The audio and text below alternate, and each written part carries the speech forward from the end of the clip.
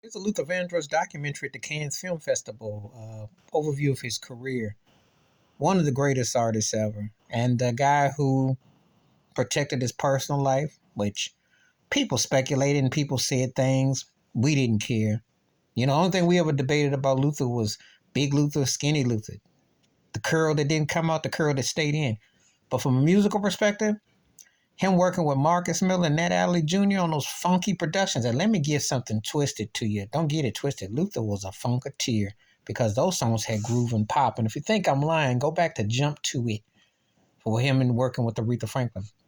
But Luther had very humble beginnings, of course, from the church and all the way to Sesame Street and doing Yowza Yowza with Chic, I'm American with Young Americans with David Bowie, with Roberta Flack, different artists. He paid his dues, did jingles, beer commercials, etc. before his own solo career came out. And of course, everybody knows Never Too Much and the classic interpretation of A House Is Not a Home, the classic Dionne Warwick, Burt Bacharach, Hal David song. But people don't know Luther paid to get that out of his own pocket.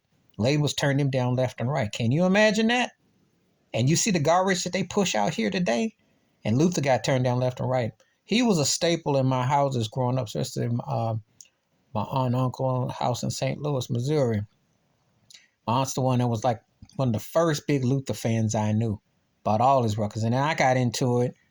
Still remember the night I fell in love with him back in 85. I remember I was trying to impress this female security guard. I was back in Hampton, Virginia. And she was older, but I thought my mature sounding taste, I said Luther record was the way to go. And even sometimes I admit back in the day, I thought some of him songs lasted forever in the day. And I was like, oh, God, his songs go on. But when you get in time, them songs don't last long enough.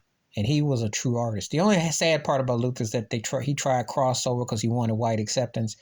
And he got the Grammys for Dance with My Father. A lot of stuff was milk toasty. Did not like him doing Endless Love with Mariah Carey. And some of that stuff was just, was beneath him as an artist because he was so soulful. You hear the early Luther? And of course, I'm not talking about the stuff he did with Change when he did those hooks with Change, and just very talented singer, songwriter, producer, arranger, and also one of the greatest cover artists ever. Because Luther could take your song and flip it. Okay. Superstar, Until You Come Back to Me, between the Carpenters and Aretha Franklin, and then you go back to Bad Boy Having a Party, Sam Cooke, and then you go, of course, announces House Is Not a Home, and Brenda Russell, If Only for One Night. Just tore songs up. And then he was a great songwriter.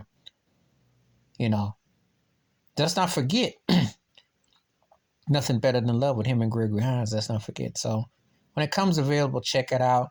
And I always respected him as an artist. He was soulful, and he is definitely missed. He was like family. There was artists that used to feel like they were family because ain't nothing right if you don't hear their music to get you through different times. And he definitely got a lot of people through different times. So the documentary comes available. Check it out. To one of the all-time greatest. Please like, subscribe, welcome thoughts, comments, and I do respond. Thank you. Wash your hands, keep your mind clear, watch out for another shit if you like them out. Peace.